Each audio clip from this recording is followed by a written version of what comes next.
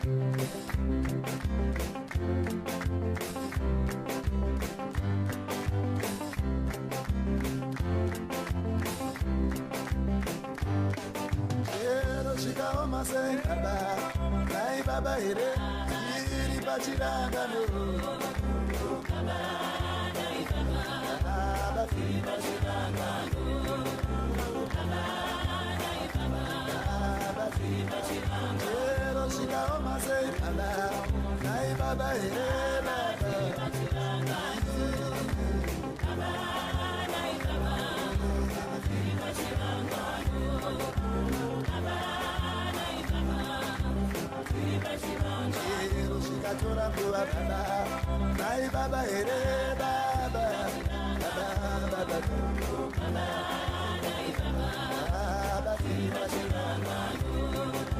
is not for Robert Mugabe, the change is for the people of Zimbabwe.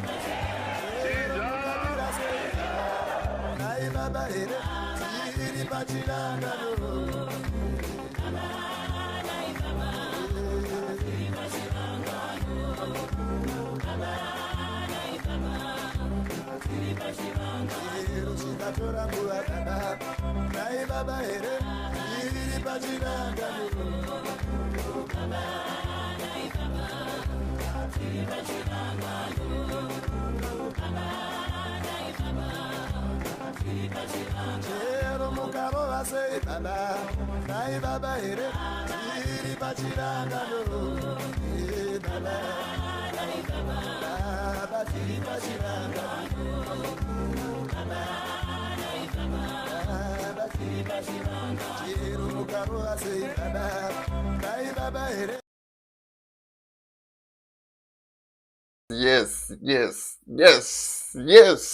Greetings, good people. My name is DJ Holly, and welcome to Point 5 Creative Studios. Chitubu cha content, chitubu chisingapo, chitubu chinoniwa ni munhu wese, chitubu chakavhenekwa chikaongororwa nana mazvikokota kunzi aiwaka. Chitubu ichi chine content iri healthy, content iri clean, content yakachena, yakakodzera kunge chikonsumwa nemunhu akaita kunge iwewe. Ndosaka uri panapa muzuva ranhasi. So if it's your first time here, subscribe button and the notification bell so that you don't miss out on any exciting content uploaded. Asikana wanga wagara uri mugaro wepanapa ndangokutenda nekuita sei nekukurumidza kubhadhara rendi. Thank you very much for supporting Point 5 Creative Studios. Right, mukoma Jeff Judah wandibata zvikanzi pane nyaya dzakaitika dzimwe dzamusingazivi.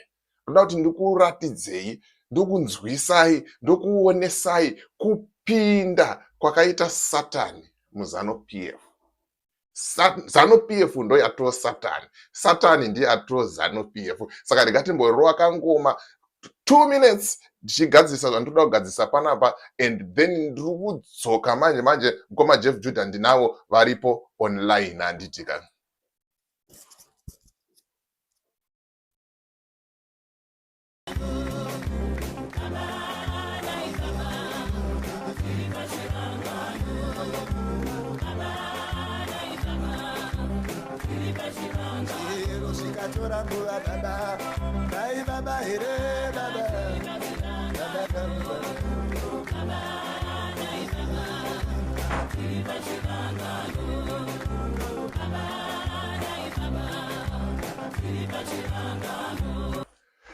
Right, zvinenge zvanangana, zvinenge zvabatana, zvinenge zvapinda mugwara. Mukoma Jeff Judah makadii? Tiripo makadii. Aiwa, ndiri kunzwa kufara kuti muripo ende muri wapenyu ende zvinhu zviri kuyendeka. Kuri seiko? Ya, inini ndiri right, handingadai hangu kuti ndine mufaro nokuda kwekuti ndinochiona kuti the millions of the people of Zimbabweans havasati vane imwe information yataanayo. Saka iwe wakange une information inokosha vamwe vasina. It is a loss. That is why it is always said the richest place in this world is the graveyard. Nokuda kwekuti kune vanhu vazhinji vakaenda kumarinda, vane maplans, vamwe vane masecret, vamwe vane zivo yavakange vanayo. So as long as ndine information nevamwe vanhu vashoma, but the majority of the people vasina information here.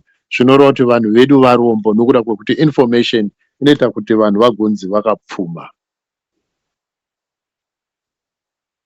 Aiwa, tinotenda mukoma Jeff Judah. Hanzi vanhu vangu vaparara nenyaya yekushaya zivo. Saka vanhu vakaita zivo, vakaziva zviri kuitika, zvakaitika nezvichazoitika, I think tinogona kurarama toregedza kuti sei kuparara. Tisingatambise nguva mukoma Judah, matimuda kuti tikurukure nenyaya yekuti hanzi kupinda kwakaita Satani muzano PF. Torai maiki mukoma Jeff Judah. Kana pangoita ane mubvunzo mucomment section ndichazenge ndichingokubvunza yekuti zvanzi zvakati, zvakamira zvakati, zviri kufamba zvakati muchipindura. Kune vateereri vari kutiona, munogona kuita sei kuisa zvenyu mubvunzo yamurida kubvunza panyaya irikutaurwa namukoma Jeff Judah iyo. Kune vachazoda kujoina conversation ndichazenge ndichikuudzai zvekuita panguva irikuita sei iri kuteera. Mukoma Jeff Judah, torai maiki mufambe nacho. Alright, zvakanaka. Pamusoro pematauriro atiri kuita ekuti kupinda kwakaita Satani muzano PF, kazhinji vamwe vanhu vanogona kutanga kutorera pakuti atanga ada kutishora, akutizvidza, akutituka. But nawe yandinoda kutaura panapa inyaya which concerns me very much, yekuti I think everybody akasvika pakuziva chokwadi, people they will be able to make informed decisions. Zvakaitika ndezvekuti ndatitangire pakuti munhu paanonzwa especially nhoroondo yezano PF, in most cases vanotiudza zvinotinakidza, but zvimwe zvinhu zviri very secretive havatiudzi, zvinenge zvichinzi izvo hazvitaurwe. Zvinhu izvo zvacho zvinenge zvichinzi hazvitaurwe ndo zvimwe zvezvinhu zvinoita kuti tisvike pakutambudzika senyika. Handitika, but zvakaitwa neutungamiriri hwatinenge tichiti utungamiriri hwedu. So if you look in the history of ZANU-PF, I think everybody knows that ZANU-PF was formed in 1963. But the previous year, in 1962, makomredi akaungana just before Nawehondo Chimurenga Chipiri mugore 19, vakaungana kuchipingo mugore 1962 mumusha weKwanduku.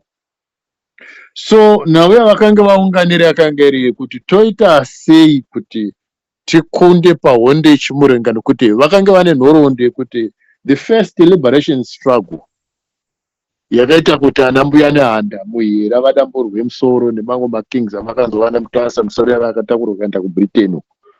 Toita sei kuti tivakunde nekuti vanhu havane simba. Saka vakaenda vakanobvunza kun'anga nekumasvikiro vachikumbira kundiso, vachikumbira chombo. Ndopa vakapiwa diramamba reropa sechombo as a weapon chekuti vagogona kukunda varungu kuenda kuhondo. That is the first thing chinofanira kuti chizikanwe. So the very leaders yakazove ZANU-PF kwanga kuna Ndabaningi story. I think everybody knows Ndabaningi story. Papanana Henry Ramadziripi, vana Mudharamidzi vakanga varipo, vana Herbert Stepo, a lot of people vanozi vana Lepo Takaurana na Herbert Stepo, nana Nduku Muyera Soko. Zvinhu zvakaitika musho Muyera Soko. Vana Edgar Tegere vakanga varipo. So vakakumbira vachiti tiri kukumbira kuteura ropa. Ndo chakanga chiri chikumbiro. So I think everybody is going to understand mapindiro akazoita Satan. He took advantage of the situation. Kana iri ignorance here, or it was a deliberate move. Vakati tiri kukumbirawo kuteura ropa.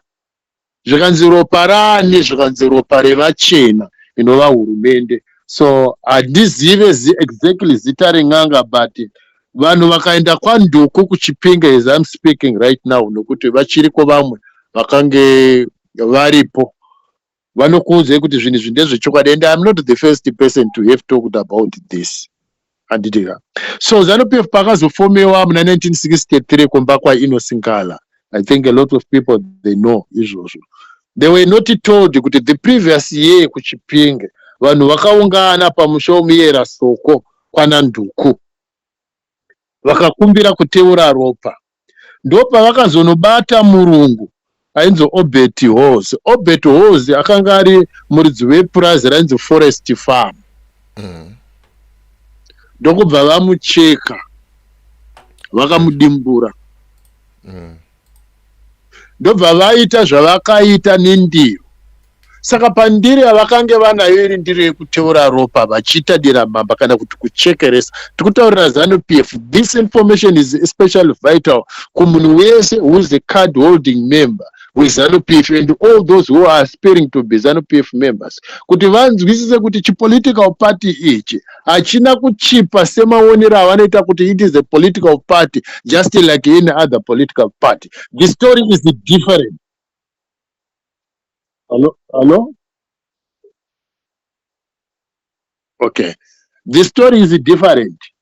I-political party ine nheyo dzayo muropa sezvinongoitwa vamwe mabusinessmen kuti chigayo ichi chakachekereswa, uyu akachekeresa mabhazi ake, uyu sezviri common uyu akachekeresa shopu yake, uyu anoita zvakati and so on. Saka padivisi ravaida nemamwe mashoko kuti divisi kana kuti pachombo padira mamba ravakaita reropa, murungu akapondwa yaanozivikanwa kuti anonzi Obert Hughes, anga ari muridzi weprazi rinonzi Forest Farm kuChipinge, uye dira mamba rakaitwa mumusha weKwanduku.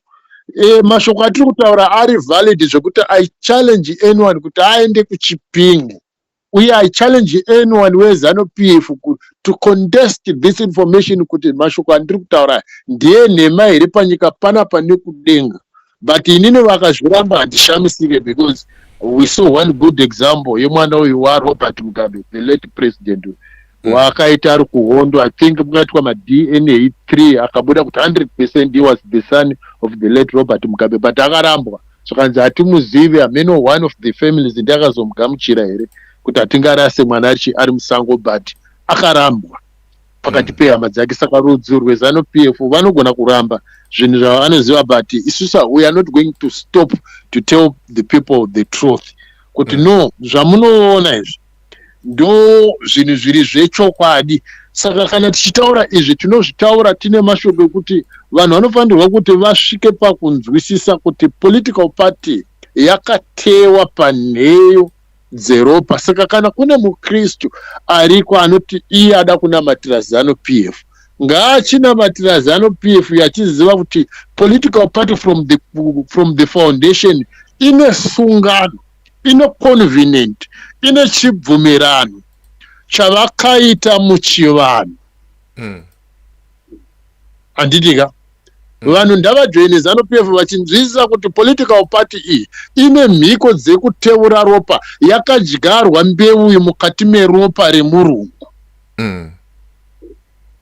Izvi hazvinei nechekuita naMwari. Saka kana munyengetero iri kuitwa with the millions of the people in support of ZANU-PF vachiti Mwari regererai ZANU-PF or whatever, ngavazviite vachiziva kuti nhauye inhau yeropa iyi uye ingozi iyi. Zvino ngozi haisi chipi. Yes, we understand varungu vane vanhu vazhinji vatema ava vakauraya, kufanana nesuwo kwedu uku makabvunza kana kwana Nyashanu vanokuzive kuti munin'ina waNyashanu anonzi Chiwashira akatodamburwa musoro ukaendwa nawo kuBritain pamwe chete nanadziva rudzi rwedu. Handitika takatodamburwa musoro, tine vanhu vakatodamburwa musoro yakaenda kuBritain. Kana patakazwa chinzi musoro anambuya nehanda iri kunotorwa, isu takatoti havasi kutaurawo madziteteguru edu kuti musoro yavo iri kusiye munzvimbo iyoyo, haisi kudzoka here. But no, I did not get so much worried because vakazoito take over machawa tikutaura vana Mnangagwa akanana Mugabe nevamwe haisi nyika yavo, so they wouldn't care much. Nekuti kana kusvika pazuva ranhasi tichine makuva evana vakafira kuMozambique uko. Handitika vakafira kuMozambique vasina kuzonzi ndavafukunurwe, ndavauye vavigwe mumusha. Zvakuita sozvinonzi mumusha medu isusu hamuna space yekuti tingavigwe vanhu vakafira kuMozambique. Handiti nekuti kana vachitadza kurangarira even hama nevabereki vevanhu vane hama dzakafira kuMozambique, they are not even remember. What more else can we expect from them? Kana isusu vacho tinochema kuti ZANU-PF yatikanganwa, haisi kutiitira chinhu yadidi. Vanokanganwa the people who died for that country. What more isusu? But ndoda kutaura nawe kuti mapindiro akaita Satani Satan chimuti mabatira akachita. There was another guy who once said, vana vana zvavanoziva Dabaning story ndiani tsvimbo yeZimbabwe. And Mchinda here, he was speaking a valid fact. Andidika. Why? Ana Dabaning story anesana nemachawa. Awakange vaita group andidika. Baba iye Dabaning story vanesana nemachawa. Anamunangagwa. Machawa aka ndimo zoti mubumbwa muZambia. Azvizvo hatisi kutukana. Kutaura rudzi rwake anditi ndokumsha kwake kuvabumbwa. Hatisi kutuka.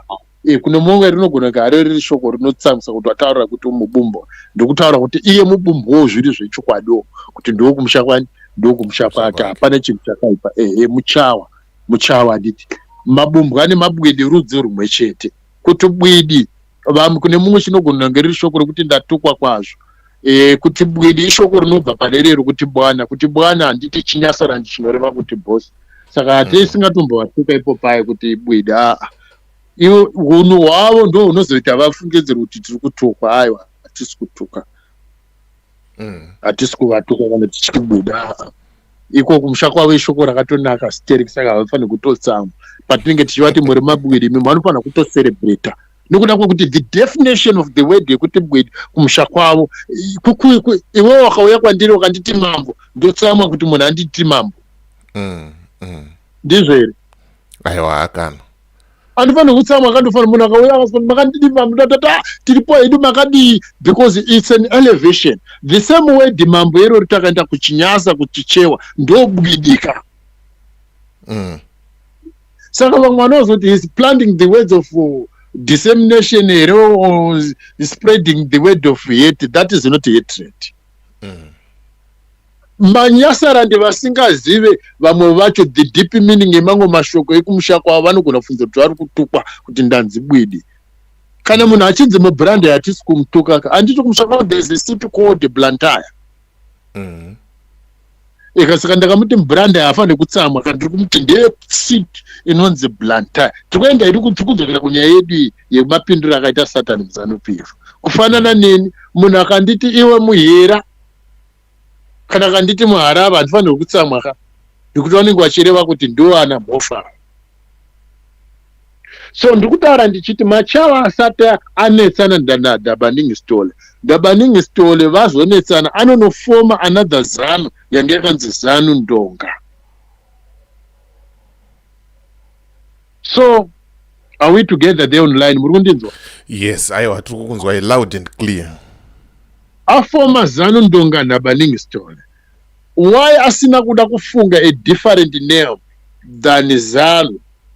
Ozeisa yake Ndonga yake yakainga iri nhau yekuti aiziva kuti ndiye akanga akabatiswa tsvimbo panguva yendiro yeropa yakapondwa murungu. Isusu takakura tichiziva kuti the 7 heroes vakapfuura nepfuti pachinhoya apa pasekondi Chimuringa kudidi iye kuti vanhu vakashina vakanoponda munhu vachiita mhiko dzavo dzesatanism. Aitaurwe nanhasi aitaurwe. Aitaurwe havazvirevi. So nhau yekuteurwa kweropa hainambobvira yakamira kuZANU-PF zvekuti kana mumwe mapenzi atinawo kuZANU-PF vana Nick Mangwana vaya nedzimwe vaya vanokovhundukira vaya hakuna musha usina kamupengo yekwavo. Iyi mupengo yatopedza kuti iyi mupengo iyi iri kutamba nemanyasarandi zvisiri ichikonzera kuti titambudzike. Totoiziva kuti mupengo yacho ndotozviziva kuti ndototaura chiwani kuti mupengo yekurevesa chaiwo. Saka tikutaura tichiti ngozi idzodzo dzevarungu ivava vanhu vamwe vakapondwa dzinobata panana Nick Mangwana ndouyo anofamba achimba anozviti Chief Wenje ingozi mamhepo avakarasirirwa nemachawa vanoda kutobatsirwa. NdiSatani akapinda munyika. So Satani akaita ushe neugaro wakanyanya mukati menyika yedu through ZANU-PF. Ndobva zvazoita wesi kuburikidza nemachawa sekutaura kwandinoita. That is why it is for that reason why ndakambovabvunza vane Zimbabwe ndikati pakunoputika Diamond rinenge richinhongwa nemafoshoro munhu akachera nebadza anowana Diamond. That is no secret, haisi exaggeration futi. But machawa akangosvika rinodisappear zvinokonzerwa nei? Ndakabvunza vandakati gold rinombonzi ratubuka kwakati machawa paanotumira masoja nevachinovhenga vanhu rinoshayikwa zviri kukonzerwa nei? Anditi the reserve bank takanga tine mari yaikosha kudidi. Let's put aside the fact wekuti ana Kombo Moyana they were never maZimbabwean vangu vari manyasa. Let's put aside zvinenge zvediscrimination yekuti the first minister of finance vana Chidzero vakanga vanga vakafabricata zita rekuti Chidzero rakanga riri bwidi rakanga riri nyasa. Let's put them aside zvinhu izvozvo. Why is it zvacho zvinhu zvacho zvinoita kuti nyika inze yakapfuma pakapinda manyasarandi zvinhu zveshe zvinotanga kuvhiringika? Ndomubvunzo wandakabvunza. Handina kumboupindura vanhu. Ndakangoti handine kufungidzirawo kwokuti rudzi rudai rwambosendeka bhasikoro harisi rave. Harina rudzi nawo.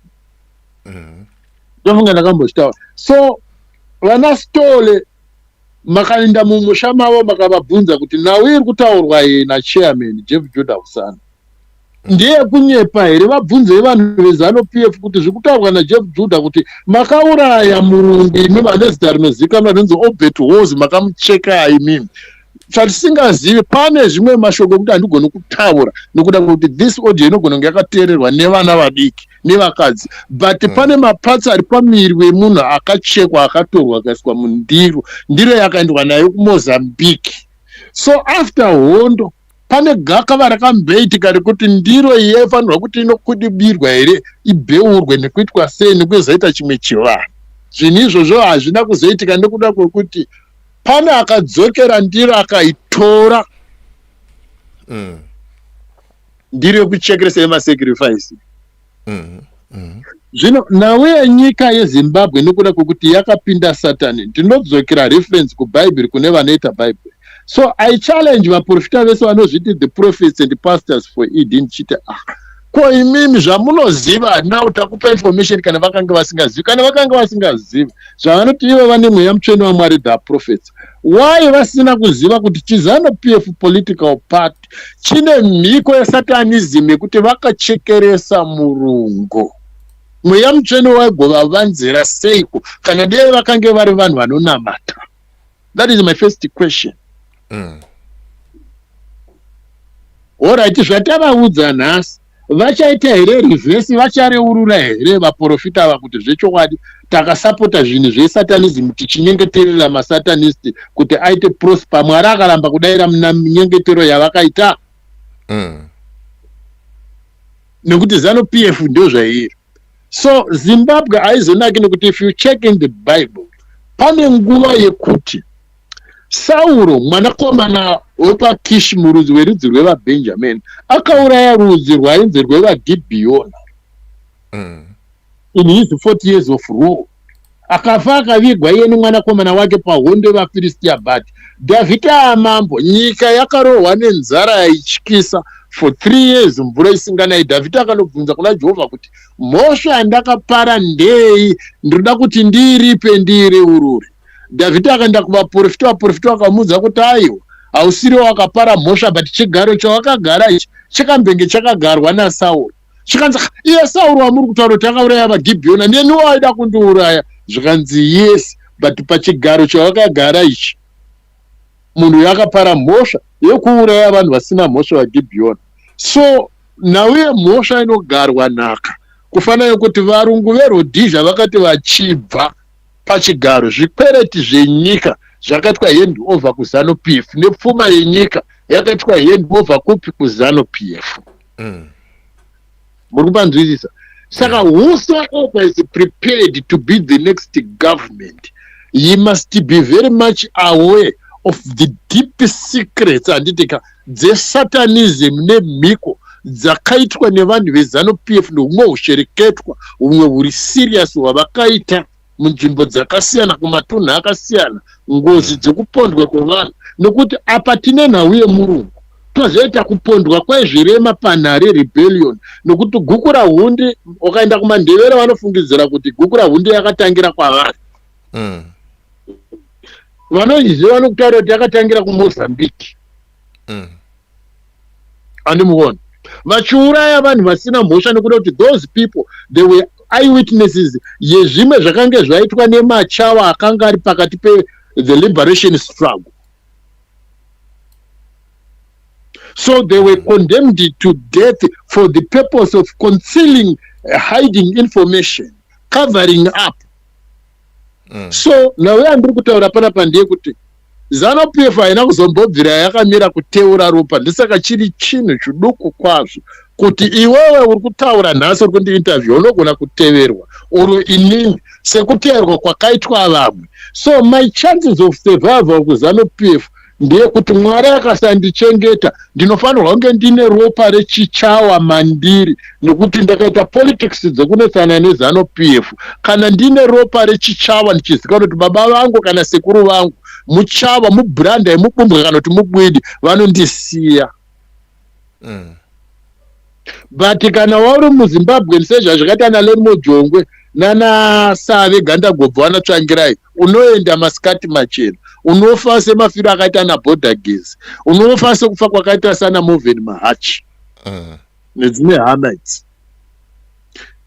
Makada kutarisa list yevanhu vaipondwa neZANU-PF nevaipomerwa, you find kuti vese vana madzibaba akabva kuZambia nekuMalawi kana kunyangwe akasungwa hafi anogorotoziva akabaywa majekiseni akadini but hafi vekuZimbabwe chete hakuna kwavanoenda.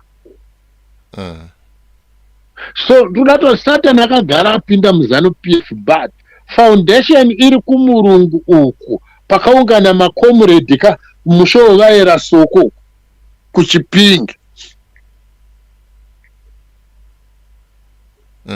Hello. So ndoda kuti ndibvunze mamembers eZANU-PF kuti onai kaimimi nhau yandakutaura iyi ndinoziva kuti hamuide ende matogumbuka kuti ndataura izvozvo. Ndiri kuzvitaura kuti vana veZimbabwe kana vachikusapota vakusapotai vachinyatsoziva matrue colors enyu kuti from the beginning you were never of God, you were of the devil. The devil is in you and you are in the devil.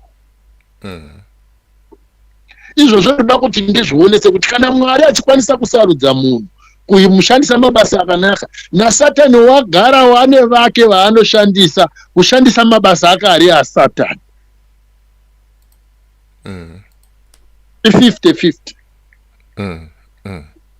Saka Zimbabwe as a nation, unonzwa kuti Zimbabwe is a praying country, inonamata kwazvo, inodi hazvinazvo hazvinobatsira zvino kuda kwekuti mhiko yekutanga the covenant yakaitwa naSatani. Unless isusu tese totendeukira kuZANU-PF kuna Satani, tofamba muna Satani. Right, mukoma Jeff Judah muchifamba muchiri ipapo mavhiki apfuura aya, mazuva apfuura aya, takanzwa vamakandiwa vachitaura kuti the Bible says, vachiti bhaibheri rinoti zviisei pasi pevatungamiriri venyu, nekuti mutungamiriri government, vakamba vanyatsoti government anogadzwa naMwari. Then shoko rekuti mutungamiriri a leader zvise pasi pechi pevatungamiriri. Are you there? Yes, ndiripo. Kwete pasi pevatongi. Kwete pasi pevadzvanyiriri. Bible ranambozviti zviisei pasi pevadzvanyiriri. Rinototi resist the devil and he shall flee. Resist. Muudze makandiwa kuti zvanzi nechimuJudha icho chiblack one chiseke mutema. Bible rinoti resist the devil. Hauzviise pasi paSatani, you resist. A leader munhu anoenda mberi sezvinoitwa makwai kuti wakaona pana David and Saul, the difference was David angari mufudzi wemakwai anofamba pamberi. Mufudzi wemadhongi Saul anditika mufudzi wemadhongi unonge wakabata bhamdi waya uchimaruva zvisingaiti. So mentality yemufudzi wemadhongi yakasiyana nementality yemufudzi wewaya. That is the difference between David and Saul. Ndataura toda kuenda panhau yamakandiwa ndichiti panhau yakaitika David anoenda kunoripa mhosva yaasina kunopara, anoenda kuvaGibheoni kuti vaGibheoni makapondwa kai, zvikanzi munoda mari ndiri kuripei, zvikanzi nyaya iyi haisi nhau yemari, inhau yeropa. Kwakazonotorwa vana vaSauro, vamwe vakanga vakaroorwa nevakadzi vavo, varoora ivavo vakasara vari chirikadzi, varume vakaenda vakanosungirwa kuvaGibheoni kuti nyika irangarirwe mvura inaye. Vanhu veZANU-PF utungamiriri uyu wedzimba dzandataura dzanandabaningi story, vana hama dziripo nekuna vese who were part of the involvement yekupondwa, they must be brought to account. Vese vakazoteera vanani muchikunda muno mutani muno mutogodoguru achinyepera mutupo usiri wake uchiwenga muchikunda kawe aiponda vanhu kumatebherere ndikawe nouyu mubumbwa akawe aiponda vanhu kunikirino uyu muchikunda anga ari paMidlands uyu anga ari kumatebherere ndiko vachiita gugura hundika vachitisa hatityerwo pakaiso tinoponda. Ndakatanga kuponda munhu ndine 18 years, uyu munhu angagwa ane vana vakufamba vachiponda vanhu ka ka ndiye wandiri kutaura ndezvake. Mudzeka kuti Judha ndiye zvaari kutaura kaizvi, masikati machena neusiku hutema. Ndiri kuramba ndichitaura ndichiti ivo vana vaSatani, vana verima. Inini ndiri wechiedza. Zvino patinosangana hapana kumira zvakanaka, panotanga pamborowa mabhanang'ana. Saka ndiri kuvaudza nhasi nenyika yese kuti aiwa, kana mimi mati murida kuenderera zvenyu mberi nekusapota ZANU-PF, zviite muchizviziva kuti baba weZANU-PF ndiSatani, haasi Mwari. Kana vachinamatira ZANU-PF ndavabva vanamatira futi naiye Satani wacho, kuti Mwari tinokutendai nezita raKristu mumuregerere iye Satani, because Satani neZANU-PF chinhu chimwe chete. Satani kana akatarisa ZANU-PF anofarira mabasa ake kuti ibasa remaoko angu. Satani kana akatarisa ZANU-PF anonyatsonzwisisa kwazvo kuti ndiye ane mapepa ese ownership eZANU-PF. Satani ndiye ane matitle deeds owns ZANU-PF. Satani. So you cannot pray outside the box. Kana muchita minamate kunamatira Satani, kunyange wakati Jehovah kana wakati Kristu, mnamatira inoenda kuna Satani because it is his own property. You cannot take that. You cannot take that from the devil. Kana Mwari hapana paanozombofa akati ada kubvutira Satani ZANU-PF, nekuti from the beginning nokusatani kuti amuone here ropa iri rakaitwa nevanhu vangu ndavatuma kunoita madira mamba. Vapostori vake veZANU-PF vanhu ma-messengers of the devil vari kundinzwa here veZANU-PF. ndatika imimi mndara wenyu akakutumai ka the millions of the Zimbabwe they did not know, but ndakuvabudira kapachena i1 kai kuti makatumwa kana Satani of your fathers the devil. Ingwani vaFarisi vakaudzwa naJesus zvikanzi you are of your father the devil, vakagumbuka. Zvino varume ava handisi kuzotarisira kuti vachacelebrate because ndavaudza kuti they are of their father futi. Kandi aishandisa vaFarisi ndiye mumwe cheteka ari kushandisa, aishandisa Faro, aishandisa Herudhi, ndiye Satani mumwe chete ari muZANU-PF. Achinje unhu hwacho nemaitiro ake, haazochinji. Ndavamuvhotere chaizvo vachimba kuti idhife, but havangoimbira kuti idhife kavasingaimbire naSatani kuti zvadii, kuti zvadii. Vanenge vachitoimbira Satani ipo pale. Ndosaka munyika muye vamwe vachikwanisa kutengerwa maRange Rover, maBentley, achienda kuvaprofita achinzi muprofita ndakutengera Rolls Royce nemukadzi wake nerimwe zimota nemwana wacho maBentley nechine vaprofita vafana vechinyasara ndana Muparinga uyu muchawa uyu vachifamba nemafortune nema50,000 vanhu vachiparara mumugwagwa nemuzvipatara. That is the Satanism of the highest order. Vanhu vachiti our country is what is a failed nation is aiwa inawe kuti vari kubata mabasa aSatan. They must do it. They are not wrong. Makavanhu vana Mnangagwa vachiti toda kukambura, togokambura, togodi. I applaud the Chinese company. Vamwe goti ndatirwisei maChina ari kufukundura nyika. Aiwa, kumusha kwavo havatenderwe kufukunura maChina, uye kumusha kwavo havatenderwewo hori, vanotodamburwa musoro. Vari kuno ari kukwira ndege mwedzi nemwedzi, haasi Chiwenga here nemubumbwa uyu. Ndivo vari kuenda kwachiti huyai kuno kuZimbabwe, uye ndo vane mashareholders. That is why ndo vakaita exempt tax kuma Chinese company. Imwe munobvunza kuti maChina akazvita exempt tax ega.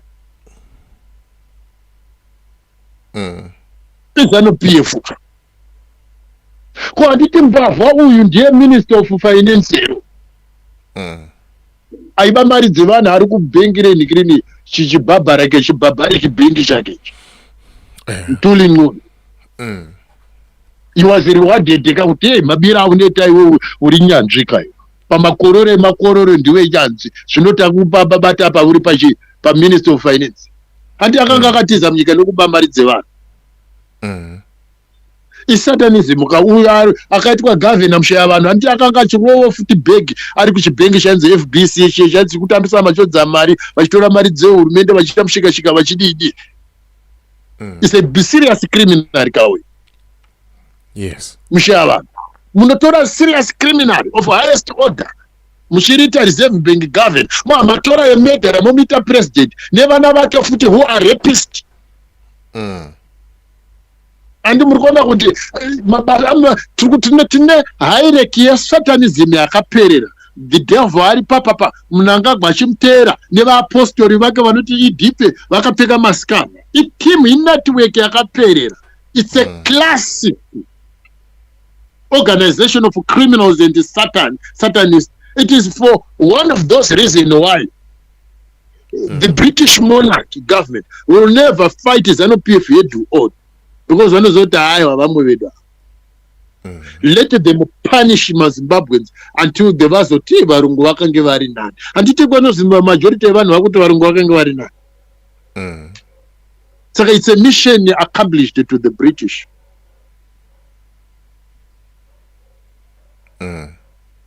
Yes. Ndo mapindira akaita Satan. To the point yekuti isusu vamwe vacho takutozvivenga pachezvino. Kune hatred here, self hatred inopfuura kuti murungu akanga ari nani iwe uri munhu mutema kuti a white man is better than me. Haisi real self hatred. I challenge anybody.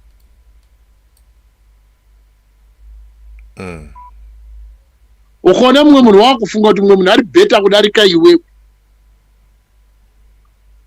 In that respect, you know what, it's a good mission accomplished.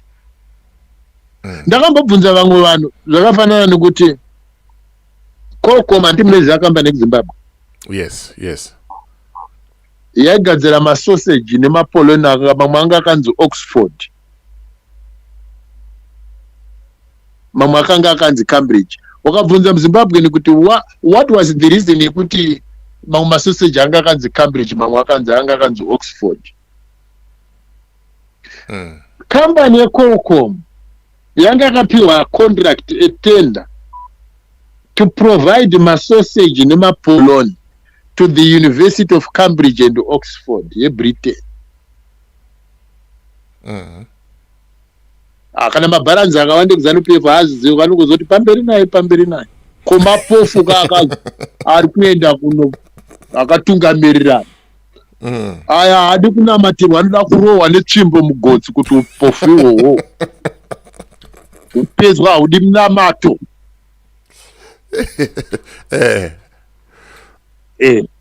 Ndinovaudza masikati machena because rima vari rakanyanya. Munhu kana vakavenga munhu vanomutumira mahure. Kasitaira kavaita kunana Tsvangira handini vakambozvizama ndakati itai futi mudzokoro. Ndakati itai amaita kuna Tsvangira itumire mahure nemangu matsotsi kwandiri. Ndakati mutumwa akawanda. Ndakavaudza nevaprofita vavo kwa manikirina ava tuwapana tokajoina satanism ana Hubert Angel. Mumuudze kuti ndini ndakadaro netimu rake. Mumuudze kuti zvanzi naJudha ini ndini ndakadaro official. Pepe pakanzi touch not my anointed. Toda kuona paitike pandiri. Pakanzi touch not my anointed. Mumutauro zvanzi naJudha ndo zvandataura. Vanotsika kuda kukota zvinhu zvavasingazivafana reta chihure nemabranda. Ini ndini munhu wana akapiwa that authority kuti ndivaudze vanhu vese veZANU-PF public pamusoro pevakuru navadiki kuti musatanyoko yanamai venyu. Panyika pana apa nekudenga. Thank you so much. Ndichakuudza zvizhinji. Andideka. Yeah. Thank you so much. Let me close here.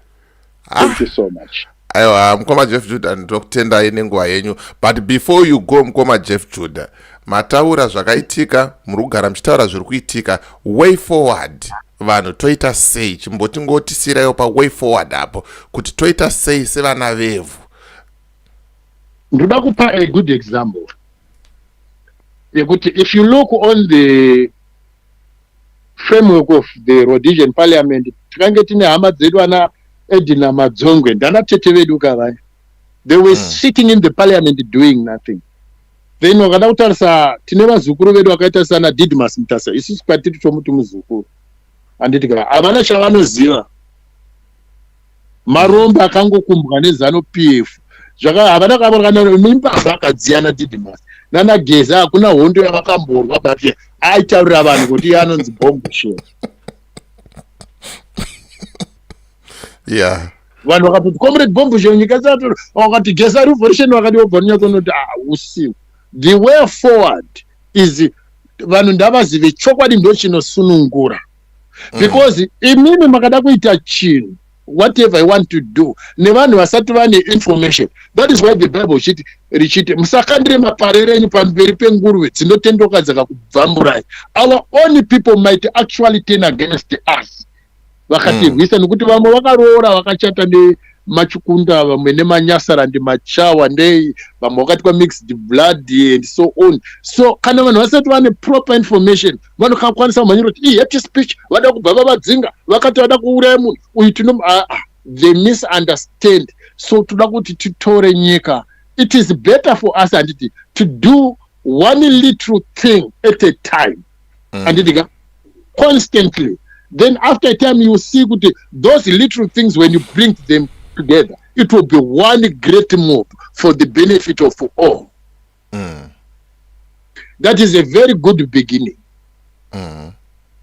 So vanhu vazhinji vanomhanya kuti tanonokerwa tatambudzika, kutambudzika ndokwatitori.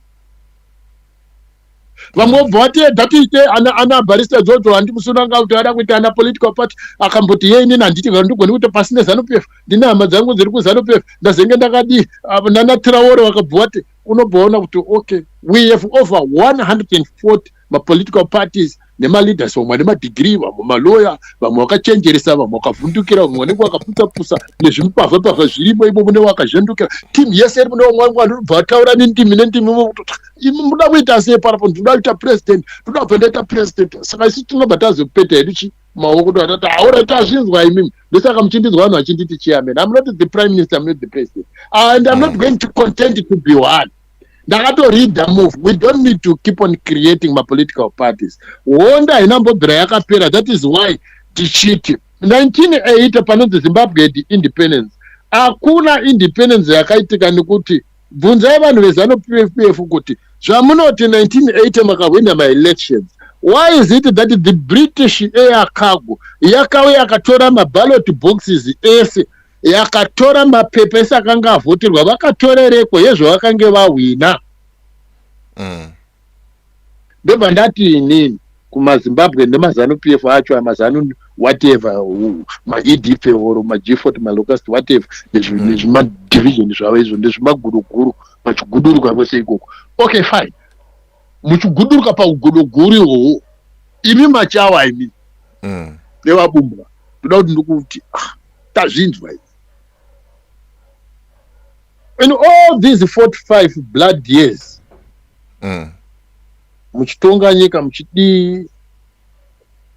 muchiita politics dzenyu muchiba mari muchihora muchirohwa nemukondombera muchidoorapwa kuChina as the case. We don't need any more political parties nokupushira vanhu kuma-elections nokuti honda inambobvira yakapera in 1980 pakati kafraud kuti matsotsi akaenda uko kuLancaster House kwangu vakagara muhotera September, October, November until 31 December vari kuBritain uko. Then wakada kutarisa at the same time uyu akanga achangobva kuchikoro Margaret Thatcher aita prime minister kune the issue of Iran. Panapa takutaura zvevanhu muri kundichallenge kuti nditaure zvinhu zvevanhu vakadzidza ini tisina kudzidza. Apo ndichitaurira futi mamwe madofu malast naembe madofu zvinenge zvichatozokonzera confusion. But I hope vachagona kuverenga 1-2 sezvatakazoita tichiverenga mabhuku emumabhini. Right, point.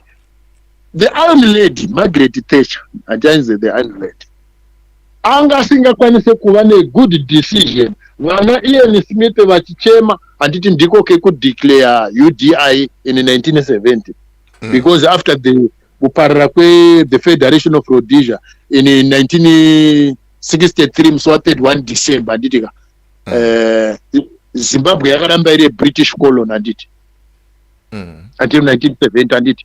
I hope vamwe vangasingazviziva zvinhu for the first time. Wakanzwa vanhu vafamba vachibhotomuka vaya vachiti Zimbabwe neZambia neMalawi yanga iri nyika one. They don't know federation, kuti how many types of federation. Was it a physical type of federation? Was it a political type of federation administration? Kana kuti yanga iri labor based. Vanhu kuti ayanga iri nyika one, they don't know. There are many types of federation. Yakanga iripo Federation of Rhodesia and Nyasaland. Yakanga iri to broke the labor. It had nothing to do nekubataniza vanhu. Tosaka ndaiti ndosaka kwanga kusina birth certificate kana death certificate kana ID yange yakanzi Rhodesia, the Federation of Rhodesia and Nyasaland. Kana certificate yekuchikoro. Those were the British interest in Central Africa. The British were trying to consolidate their power. That was the time in Central Africa. But she competed against the team here, apartheid government in South Africa. Because soon after, and it the Union of South Africa, it was an emergency in the year 1909. It was established in 1910. In 1923, the border could donza Southern Rhodesia to become a province of the Union of South Africa. That was the Taurus Saka, zvamuri kubvunza imi kuti toita sei chekutanga vanhu ndavazive kuti this is ZANU-PF haitoiti inofanirwa kuitwa band like the Nazi party, like the fascist party, semango mapolitical party, nokuti this one kana ichizivikanwa even with the South African police boss kuti ZANU-PF is now a known and notorious international criminal organization. That is not a serious allegation. It is a true statement.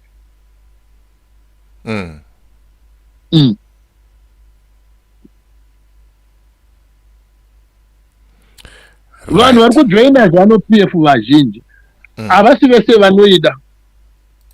Vari kujoina ZANU-PF nokuda kwezvavanowana kumbavha idzodzidzi. Vanhu vari kudya vachiguta.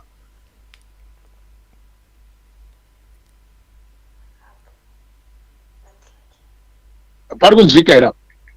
Parikunzwika. Yes. Saka iwo wakanyanya kuguta kubva kuZANU-PF. Wonaka. In business practice. Ndoda kupa example and all Zimbabweans. In business practice, zvinhu zvakanyanya kutengwa zvaunenge uchitengesa, what you do is quiz the price. Unochipisa zvinhu. Urunzvisa. Unesa zvinhu papromotion kuti muri kunditengera zvakanyanya saka ndakukudzikisira mutengo wamaitenga nawo. Aukwidze. Right. Then ukada kutarisa vanhu vari greedy zvavanoita in business. Zvinhu zvakatengwa maningi vanokwidza mutengo. Vanoti scarcity. Zvinhu zviri scarce saka regai tikwidze mari tigari tatora mari. Wakatarisa mabhazi ekuZimbabwe in Easter holiday. Mabhazi aya vanogona kupai kucharge about 3 times per passenger, then about 4 times per cargo kuenda kuZimbabwe. Iwo vanozvidefend vachiti nokuti bhazi riri kudzoka rakadhifa riri empty. Anditi instead yekuti muna December vane makastoma akawanda, vaifanirwa kutochipisa mabhazi vanotowedzera kurova zvakapetwa katatu. Uku hurumende inenge akagarirawo futi pabridge, vabumbwa vanenge varipo vanenge vachikuchaje juti futi rakapetwa kane.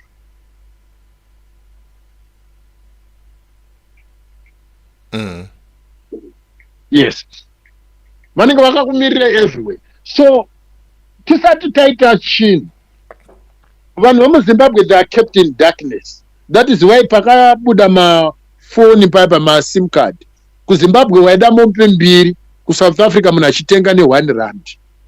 The same sim card, just across the river, mombe mbiri kuZimbabwe. Across the river, it's R1. Utsinye hwemhando yepamusoro. Vakanzwa besa ananyoka yemabhunu vachiramba kuti pasine ZANU-PF nanageza.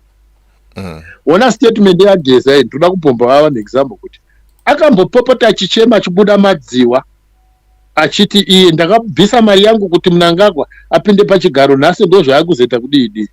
Ikone zvaakutaura achiti Mugabe akamboti zvitori nani nyika itongwe naChiwenga pana Mnangagwa. Ko kana akanga ane information iyo si asina kuishandisa, si akashandisa mari to oppose Mugabe achibatsira kufinance mubumbwa iye ari muZimbabwe achizwa kuti this one is a blood child. Now he is advocating for another Muchukunda. Advocate iye kuti ada kutonga Zimbabwe taitombota pamwe zvichida mudhara ikadoti ngozi dzemwana wakaMagetsi wakaponda zvinomutera. It looks like everybody in ZANU-PF ane ropa mumaoko. Tine mudhara wedu uyu Joseph Chinetimba akarova munhu neputu kuHighfield nebha wake. Hakuna mukamboza kuti Joseph Chinetimba akasunga. Havasungani. Zvekuteura ropa ndo game ravo manje. Havasungani.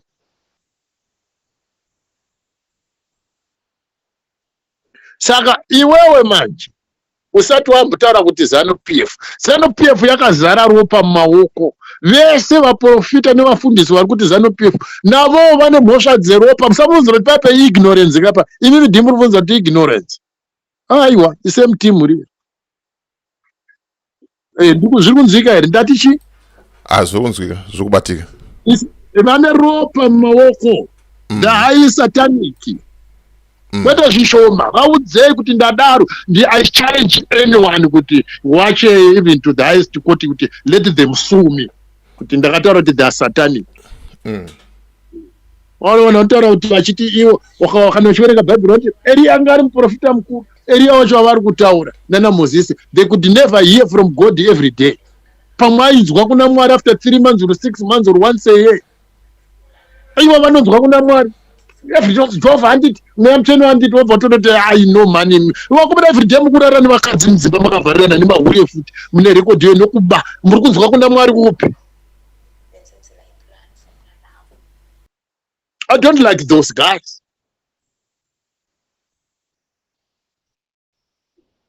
Kana ivo vachiita chihure nekunyepa nekuti izi tozodiko tisiri vafundisi. Tisati vafundisi taisi. Tozodii manje.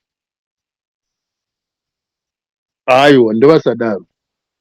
Ndavataurire nyika kuvese tovaprofita tokapiwa motikari nene. Ndavataurire nyika kuti tiri macriminal tada kuzotendeuko manje. But toda kutendeuka kune restitution. Sazakia paakatendeuka akati mamba Jesu ndatendeuka zvondakaba ndakudzora. Zvino kuZANU-PF vanoenda kuchechi achiwedzera kuba. Achiti ndinamatire kuapostoli vachiwedzera kuba anachivhayo ndo macriminal achoka. Unofunga kuti munhu anotanga noba zvekusvika pakutadza kufema nokuba.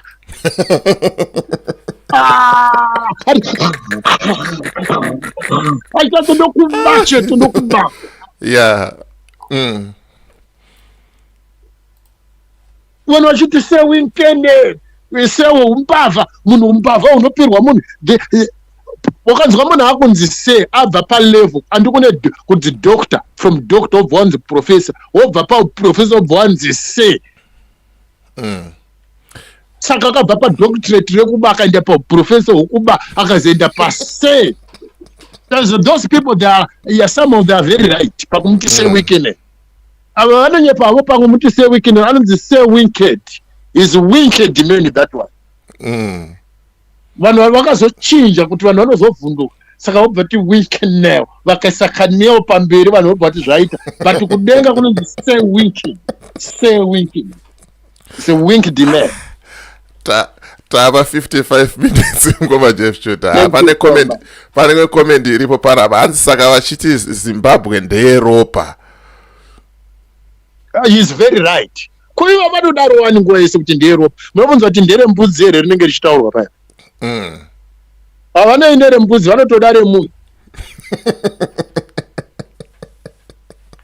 ya vakaipa ndokapindira akaita Satani muZANU-PF. Saka kupinda kwaSatani muZANU-PF ugaro hwake muZimbabwe. Saka kuti mubvisa Satani paugaro hwemuZimbabwe hazvise zvinhu zvokuti munogona kungofuma wakati ndatoshandisa macertificate. It's a serious dimension, a dangerous mission. Hazvisi nyore kai. Chokwadi ndosaka akabvunzwa nemurume uye weganda raidambura macheni kuti munei nemwanakomana waMwari wakaenda kuZANU-PF uchitoda kuibvisa. Hakuna chinhu chinogumbura Satani sekutaura kuti toda kubvisa ZANU-PF. Pasi pano zvitori nani mutauro kuti hanzi toda kuita zvibvisa varwei vese nedzimwe mbavha dzese kwete kutaura toda kubvisa ZANU-PF. Munosumudzana naSatani. ZANU-PF ndisatani, Satani ZANU-PF. Yes, akusi kupomera kana kusora maningi kana kuti kuvenga, tikutaura the real character. Handiti bhazi rekwakura kurerwa hanga akapendwa neka dark green neka light green nemuchitaura nepaipa panzi kukura kurerwa munenge muchitaura zvariri zvamunoriziva riri. It's the same thing, tikutaura zvavari kuti tinovaziva vanhu ava. But kune vamwe vasingavazive manje handiti. Yeah, Aiwa, Ngoma Jeff Judah, thank you very much for your time. Let's keep our live stream short and straight to the point. 1 hour, I think it's enough. Some people, they can come and listen. And nokutenda ishukuru. And vanenzeve dzekunzwa, varukunzwa. And kutaura kuno, we have tried. And people, they have tried kuchinja zvinhu. Vanhu vanovhota, vanhu vanoita mademonstration panguva dzanatsvangirai nanani, hapana kana shanduko iri kuita. Saka nezvimashoko amunenge maakutaura aya zvaakujeka, ende takutozviona kuti tinenge tichitambisa nguva, tinenge tichingotenderera panzvimbo 1 pasina kana chiri kuchinja. Ndoda kungokutendai mukoma wangu nemashoko amuri kutipa nechenjedzo nekutiwonesa kuzvinhu zvanga tisingazive mukati meupenyu. Thank you so much. Tichauya neimwe subject yekuti mwana wenyoka inyoka, mwana wembudzi imbudzi. Tichitsanangurira ZANU-PF zvaiye. Matopic aya muri kumaona kupaya mukoma wangu. Tikutaura zviri paground handiti. Hanzi chokwadi chinorwadza. Yes. Aiwa, ndotenda mukoma Jeff Judah. Thank you very much for your information. Thank you very much for explaining everything to us. Thank you. Right, that was mukoma Jeff Judah vachituonesa tichinzwa kuti Satani akapinda sei muZANU-PF. I just want to thank Beatrice Takaza, Sembonzo and Takunda Philip Maguya, Richard Zivumi, Victor Murakashimukuru uriseye. Isaac Chikomo. Yeah, thank you very much wakomana nekuona. Thank you very much guys for supporting 0.5 Creative Studios. Right, tichange tichidzoka nemangu ma live stream akadai so. And then tomorrow kumasvingo High Court, vakomana nevasikana, ma-students, ma-members ezinasu vachange vachienda vachisupporta Darlington. Mhosva yaakapara akangokomplaina kuti the way the administration is running the school hazvina kunaka, vaasuspendwa atone time asiri kuenda kuma-lectures. Kune vasina kuona futi the live stream yatakaita yema teachers, the teachers vari kuchema futi, vari kutambura zvinhu hazvina kumira zvakanaka. Very soon tiri kuuya nemasoja, touya nemapurisa on this platform vachitaurawo nyaya dzavo. Musanyeperwe zvichinzi ZANU-PF, pamberi neZANU-PF zvinhu zvese zvakanaka. People they are struggling, people they are suffering. Chitubu chino ichi chitubu chevanhu, chitubu checontent. Tinana mukoma vedu masoja ari kushanda, ari kupiwa nzungu, haasi kufara nazvo. Havakwanise kukomblena, but isusu tisu tichavataurira. Tine hanzvadzi dzedu dziri kudzidzisa, tine vanin'ina vedu vari kumayunivhesiti, mayunivhesiti ari kudhura, zvinhu zvakaoma. Saka tisu voice of the voiceless tinouya panapa tozvitaura, tokuonesai kuti teacher ari kutambira 200 US. Omva apiwa 300 bond yekuti ukachinja sometimes inodzoka kuita 50 US. Saka ticha anenge ane 200 US yaari kuenda nayo kumba. Rendi maari kugara ari kubhadhara 100 US. Chikafu chaachatenga achada kutumira mari kuvana vake, kumhuri dzake. Zvakaoma, zvinhu hazvina kumira zvakanaka. Saka rambai muchifollowa, rambai muchisubscribe, share mavideos aya. Ndadzoka manje nema live stream zvekutodaro, ende ticharamba tichifumura ZANU-PF. Tomorrow ndrukuya netsamba yanyorwa na DJ Holly yakananga kumukuru wenyika vaMunangagwa. Saka make sure you have subscribed to the platform and mogara makateya nzeve, nekuti patinongonzi ta live mamaita se mamazvonera mega. So as for me, DJ Holly and the rest of the crew behind the scenes, truth is bye for now. Let's meet in the next video.